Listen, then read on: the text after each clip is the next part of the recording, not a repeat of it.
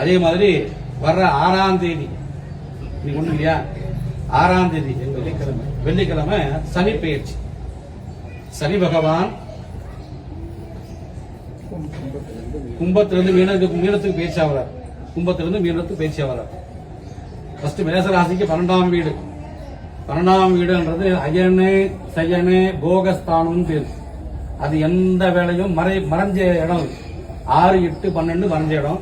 12ல எந்த பலனும் கிடைக்காது நமக்கு. நல்ல எதிர்காலம் இருக்கும், போய் எதிர்காலம் கிடைக்காம போயிடும். அந்த மாதிரி 12ஆம் வீட்டுல இருக்கு. அது அயனு சயனு போகஸ்தானம் பேரு. அதுக்கடுத்து ரிஷபராசிக்கு 11ஆம் வீடு லாபஸ்தானம் பேரு. சனி காரகத்தில் இருக்கிற தொழில் பட்டவங்களுக்கு நல்ல லாபம் கிடைக்கும். 11ஆம் வீடு. 10ஆம் வீடு உத்தியோகஸ்தானம். யாருக்கெல்லாம் வேலை கிடைக்க தாமதம் இருக்குதோ அவங்களுக்கு சனியோட அனுகிரகத்தால லேட்டான வேலை கண்டிப்பா கிடைக்கும். 10ஆம் வீடு உத்தியோகஸ்தானம். அதுக்கடுத்து மிதுனம் 10. கடகராசி.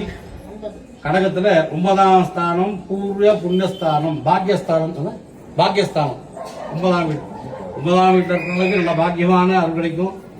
அதுக்கடுத்து சிம்மம்.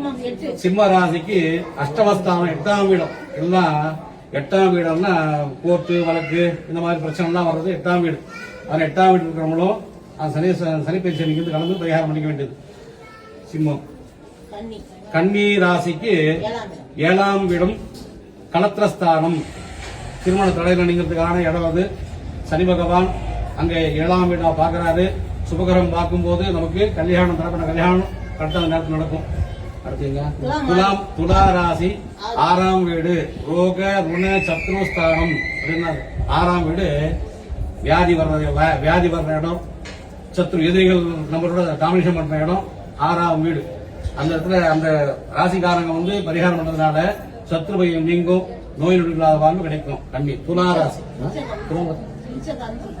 விருச்சிக ராசி. அடுத்து விருச்சிகம் 5ஆம் இடம் பூர்வ புண்ணியஸ்தானம். 5ஆம் வீடு நல்ல இடம் தான்.